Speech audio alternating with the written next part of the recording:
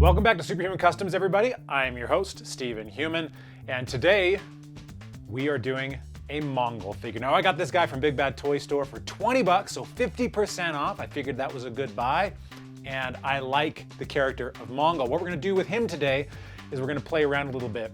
I like the new version of Mongul from the comics over the last year or two, where he was pretty brutal. He was the son of the original Mongul. I want to try and turn him a little bit more into that guy, while also making him more of a like a movie figure, honestly. We never got a Snyder-Verse version of Mongul. I'm gonna put this up with all of my Snyder-Verse figures. And so we're obviously gonna detail him, we're gonna wash him, we're gonna paint these green gauntlet things. I don't like those. So we're gonna do some different stuff, and then I'm debating on whether to add some things to him, like on the shoulders and stuff, some more organic looking things from a Sauron figure. I don't know. We're all gonna find out together. I'm gonna see how I'm feeling when it gets to that point. So maybe yay, maybe nay, I don't know. Let's get into it and have some fun. First off, I really don't like the green. So we're just gonna do some gunmetal gray, some Vallejo paint, and we're gonna cover these. Just got a big brush, dipping it in, going through and filling in all these gaps. This all by itself is going to make a huge difference on this figure because the green stands out so much. Now there is versions of the character of Mongul where he does have green, I don't know if they were gauntlets, but he definitely had some green gloves. But just aesthetically, I don't like it. It just looks kind of weird. So that's gonna be the first thing to go. See, check that out. Already just a huge difference on this guy, just by making these silver. You could just get away with doing that, and this guy is already gonna look great on the shelf. Obviously, we are not stopping here though. Next on the list is we're gonna do a wash. We're gonna hit around these muscles. And normally with the comic book figures, I don't do this because it makes them, I don't know, it just doesn't work for me. But with him, well, we're kinda gonna make him more of a movie figure.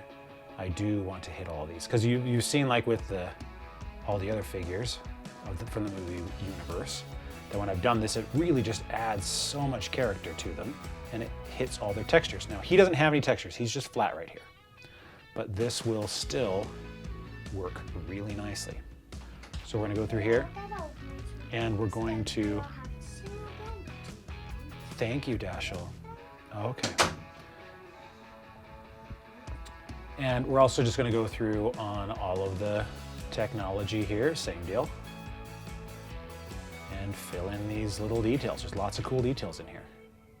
I mean, you can see here on the belt, just so many little textures. I mean, that's the great thing about Marvel figures, or McFarlane figures, is that there's so many little details in here. And yeah, they don't add all the paint apps because they can't at the price point that they put them out at. So many people complain about that. Like, oh, it's not as good as Mezco. And yeah, with Mezco, you're paying 80 bucks a freaking figure for a 6-inch figure. To me, these are infinitely better. But, you know, sometimes if you want, then it gives you an excuse to go through and do some of this stuff and make it your own, which is all the fun, in my opinion. And same things with the legs and the boots. Just get it in there, move it around. And you'll see as you're moving this wash around, you know, it gets in where you want it to get. And then you want to clean up any of the excess so that it doesn't look too bad. And then just move on to the next one. And so pick some up over here. Some of the excess here, move it on over to this one. And it's going to give you the look that you're after. Just that this is used. That, you know, this isn't brand new. That Mongul's had this. He's been in battle with Superman. He's done horrible atrocities wearing these boots, and they're a little bit dirty. Next is the skin.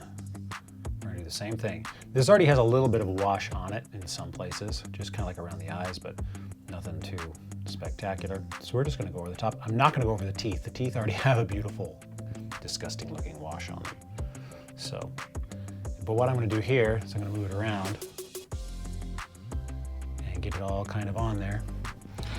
And then I'm going to take some toilet paper and dab it. because I want it in the crevices and not over everything else. I don't want the skin to look too much darker.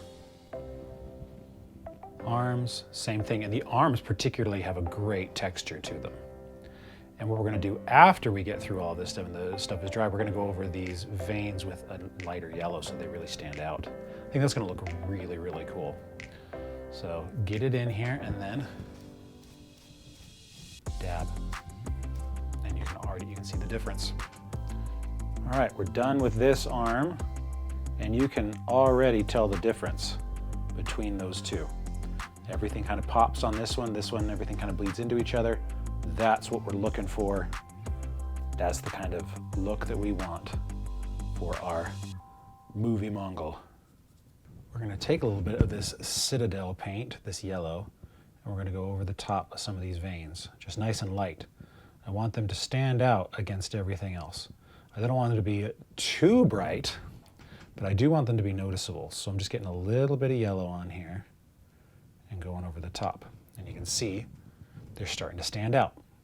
And that's going to make them look really, really cool because it's going to add, again, some texture to the overall figure. And that texture goes a long way to making stuff look cool. So just go through, do that sort of stuff. Look at these things and just say, okay, well, how can I make these little details stand out a little bit more? And when you figure out something that you want to do, just make it subtle, but it will make a huge difference on just the overall aesthetic of the figure. And if you don't like it, or if it's too, if that yellow is too much for you, well then you just go through and, add up the wash or chip it off or whatever. Nothing on these figures is permanent. What I'm doing on the face too is I'm going to hit some of these areas also with the yellow, just like on the lips, and I'm going to dab at it a little bit so that it's lighter than the veins, but that it adds some contrast. See, look at that, see? The lip just stands out a little bit more. And I do the same thing up here on his brow. And then dab at it. And just allow it to catch some of these areas where the skin might stretch a little bit more. Ooh, see that? I don't even really need to.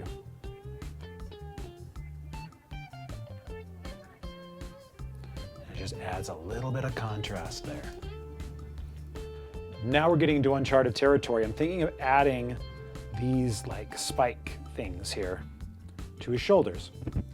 It's a little bit different, and the new Mongul does have like shoulder pad kind of things, but not spiky, not as organic as this. But I think they might look pretty cool, especially if I just kind of crisp up some of the gunmetal. And he'll definitely be unique and different than anything else. These I got off of a Sauron Collect and Connect that I have part of and I'm never gonna put together. But I think I'm gonna do it. All right, let's do it. So again, I'm gonna use the mix adhesive that my brother got me. And we're gonna use this stuff first and then this, and hopefully it will work better than when we try to put that cape on that Superman 1 million. All right, I'm not gonna lie, this stuff is kind of a pain in the butt to work with because I've sprayed it a couple of times and it almost dries too fast to work. And so I'm getting it on here and hopefully this time it will work. I got this one on, but it dries so incredibly fast that the first time I was doing it, it would actually, between the time I sprayed it and the time that I got it on, it had already dried, like literally just that fast. See? It's literally already, just from the moment that I sprayed it to placing it on here, it already dried. So I really am kind of frustrated with this stuff. All right, I got them on. I think they look cool. Yeah, this stuff, it does not come off once it's on, but getting it on there fast enough. And I think you just have to use a lot of the gel stuff because man, it took me quite a while to get this on. And they're on now and they're not coming off, but I think I might just stick with super glue, honestly. Now that those are on, I'm gonna do the dusting of the gunmetal gray.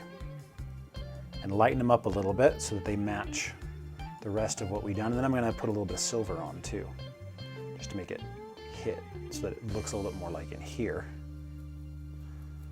And then I think we're gonna be, I don't know, maybe I don't know about maybe experimenting with something else to add on, because these are very organic looking, right? And he's not particularly organic looking. So I think we're gonna see if we can add something else just as another sort of, you know, accent to him. Now that that's on there, let's see if we can match. We're just gonna do more of a dry brush to get it so that it can match some of this area in here.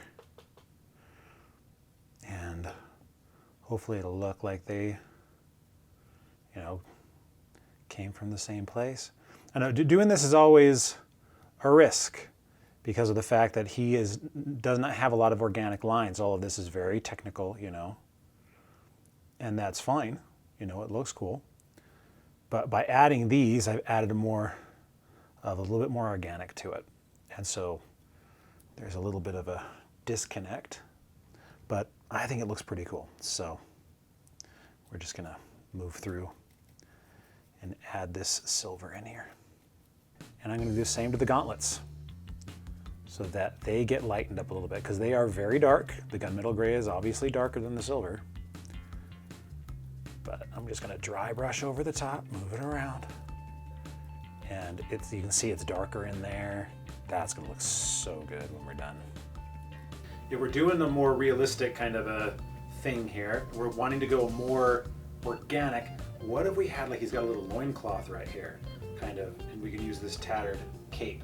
Maybe we could paint it purple or something. What do you guys think? I think we're gonna do it. I'm never gonna use this cape for anything. Let's do it. Okay, for a guy who absolutely hates this purple paint, I certainly have been using it a lot lately, haven't I? So let's see if there's any left that's not, oh, it's all dry. It's all dry. All right, well, I guess that the paint that I hate is now going to not help us, so I'm gonna have to figure something else out. So I've mixed some blue and red Vallejo paints to make a purple. And we're gonna go over the top of this and purple it up. I was thinking about leaving it red, but I think with his color scheme of being purple, I think it makes more sense. Like I could have been like, oh, he's, you know, has Superman's tattered cape or something like that. But I don't know. I want the color scheme to remain, and so for me it needs to be purple.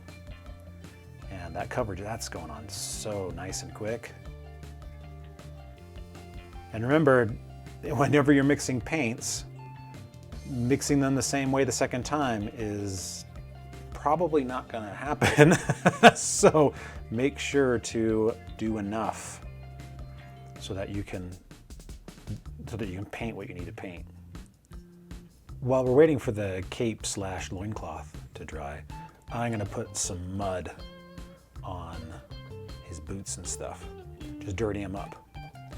Because the more that I'm looking at this guy and saying, okay, well, we're turning him into, you know, a more Snyder-Verse version of Mongul, the more I think, okay, I should add some dirt and just some stuff to him. So I'm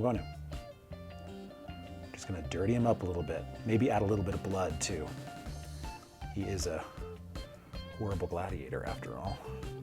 I've been doing the same to the loincloth. I'm adding a little bit of blood, just a little. I don't want it to be too in your face, but putting a little bit on his hands.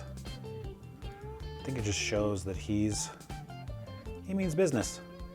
All right, final touches on the loincloth. I'm just gonna add a little bit of shade in these areas, just to make it so that there's a little bit more contrast in here. Kind of like what I did with Shazam's cape, where it ended up being really subtle, but you could really tell the difference when it was in there.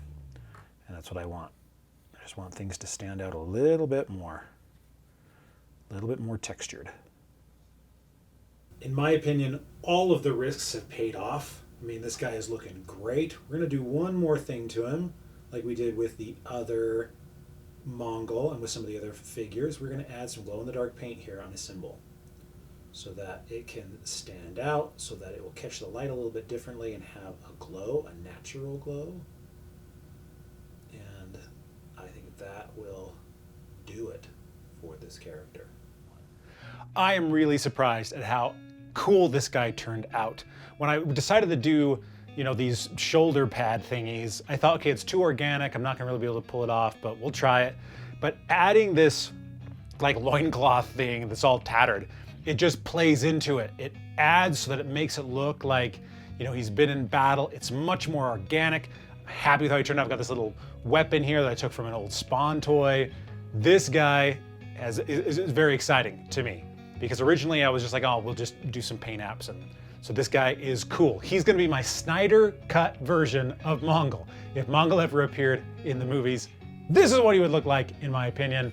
And he's gonna go up with my movie figures. So have fun, guys. Find good deals on toys, do some crazy stuff, experiment, make it your own, and have some fun.